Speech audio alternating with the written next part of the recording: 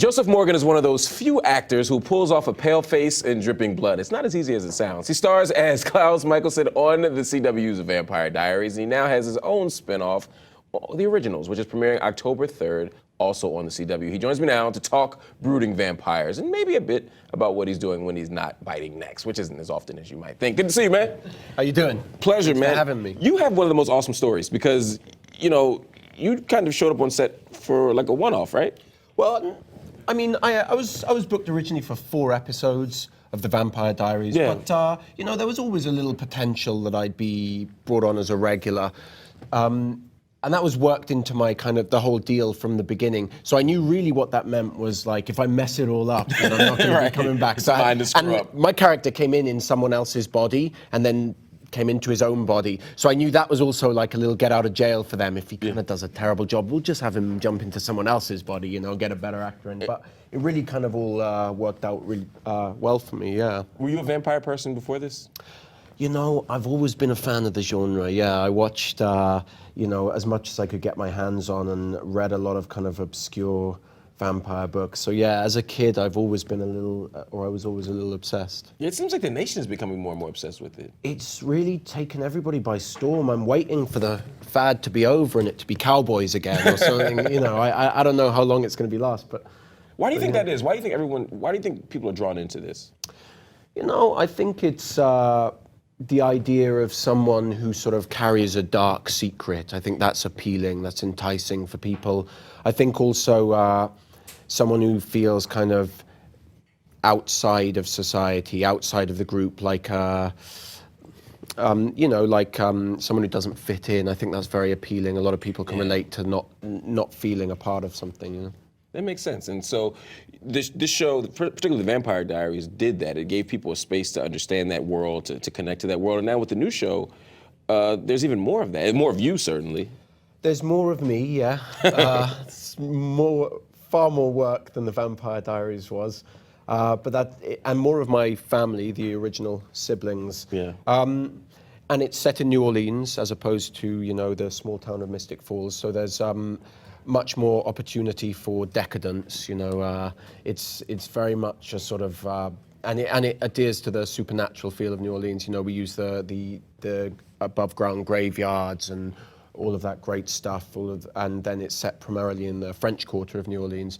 So yeah, it's very much more about vampires and supernatural beings who embrace what they are, who revel in their evil nature, as opposed to the shame that comes with it. Right, they're open and they love it. It's the Lost Boys, man. They party all night, sleep all day. I love it. Let's take a look at this.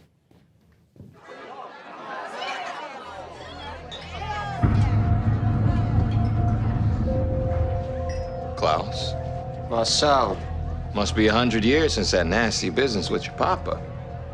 has it been that long? The way I recall it, he ran you out of town. Left a trail of dead vampires in his wake. And yet, how fortunate you managed to survive. My father, I'm afraid, I recently incinerated to dust.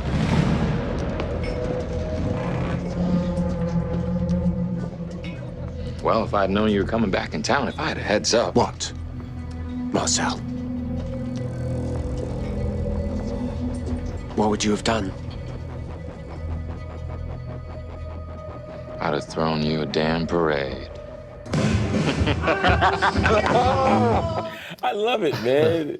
It's this weird, interesting mix. The energy is very complicated, but it's an interesting mix of like dark humor, a little bit of violence, but nothing gory, nothing you know, excessive. It's a cool kind of thing here. Well, I mean, I don't know. I've pulled out a few hearts on the show. But it doesn't feel. It doesn't. It's not troublesome. You know, some shows. No, I do know what you mean. Yeah, it walks that line. Yeah. I think, and you know, more and more, I've been trying to sort of bring out some humor in the character because I think there is kind of a dark humor to be found. Especially now, I'm playing a lot of scenes with my brother and sister on the show. You know, there's that sibling rivalry right. of these beings that are 1,000 years old. There's comedy to be found there, I think. Exactly, and your character really does get to develop in a different way. Klaus can be somebody different when the show revolves around him and his family than being on the Vampire Diaries. What sides of the character, other than humor, what might we see?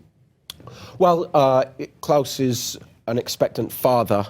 We found out in the backdoor pilot that was shown as part of the Vampire Diaries season 4, and so I think he'll be struggling with that. I think we'll explore a little more of the vulnerability of the character. We've seen a little vulnerability in terms of his siblings and love interest, but I think we're going to see more of that, and that very kind of human side, because here's a guy who's 1,000 years old, right? He's seen everything. Yeah. And yet this is a first for him. So it's something very new. So it's going to be interesting to explore that. And then, also his bloodthirsty, murdering, sociopathic, sadistic side, we'll be seeing a bit more of that. That's what I like to call the warm and fuzzy part. The sort of the day job part of it. Yeah, exactly. You mentioned love. He's caught an awesome love triangle. Well, he was caught in. There was a love interest on Vampire Diaries, which anyone who's a fan of the show will know a fair bit about. So there's been a lot of talk about whether there'll be a crossover, between the shows, whether they'll bring her to New Orleans or. I kind of want that to happen. Mystic Falls. Yeah, need you're not resolution, the sir. only one I'm hearing. But, the answer is I don't know if something is going to happen there, or if we're going to pursue it. He certainly doesn't have a new love interest on the show. He's still struggling with a lot of different issues. So And after 1,000 years, you probably slow down on the dating side. and you can take your time. Yeah. It puts things in perspective for you. It really does. Comments coming in everywhere. Lumen writes in from the HuffPost community and says, will new supernatural creatures be introduced on the originals? Yes, they already have, and I can't tell you what they are. Can you all right, well, give us a peek of something. All right, you can't tell us the creatures. What will we see? Give me a sneak peek of something that's different. Something that's different. There will be an exploration of one of the characters' histories that will open up a door to a whole new kind of creature, and it's going to allow the show to become more and more about families, and that's one of the really interesting parallels. In a way, it's like having a mafia family there in New Orleans, because there's this struggle for power between this one family and another, and they're about to bring in another family, which will introduce this whole new kind of supernatural being. Oh. It's a little vague, I know, but I'm struggling. I'm like getting texts right now, like you're gonna. Right. There's people behind the camera do going, not mention. I have a list that has a whole do not reveal Things not the same. section. Right. Yeah. Can I see that list? Yeah, absolutely. It's right here. Oh no. Almost worked. Joseph Morgan. His Twitter account, ladies and gentlemen, says, my mom and girlfriend, I love that you say mom. My mom and girlfriend As opposed to what? Mom? Mom? Mother? Mum? Yeah, Mother? My it's mum, yeah. Yeah, I like that. It feels warm and fuzzy. My mom and girlfriend just came to visit me on set. They left before I started burning corpses. People want to know who your girlfriend is. People know who my girlfriend is, right? People want to know. I know nothing. You don't? Persia White. Tell us about that. How's relationship life? Oh, it's. I'm very happy. It's great. I really. I'm lucky enough. She came with me to New York to enjoy a little bit of the city. I get the weekend off, so we get to experience a little of that. But that's all I'm going to put out there. I'm going to keep the rest for myself. Fine. You have so many things in that pocket. I'm actually keeping this one here. Ah, in this pocket, makes sense. There's not enough room with it. Totally. All right. Another tweet you wrote, man. I love pulling people's tweets up. Just woke up to see that we've won the CCC and made $25,000 for Positive Women. Thank you all so very much. Talk to me about Positive Women and what it means. Positive Women is a charity I got involved with a little before I joined the Vampire Diaries, and it deals with empowering women in Swaziland, in South Africa. Yeah. So it's really the idea of the whole thing is that women are one of the country's biggest resources, and they can be empowered. They can be helped to give to bring the country to a better place. And so there's a lot of crazy, terrible stuff going on there. Rape is not a crime. By 14, a lot of children are born to 14-year-olds as the product of a rape.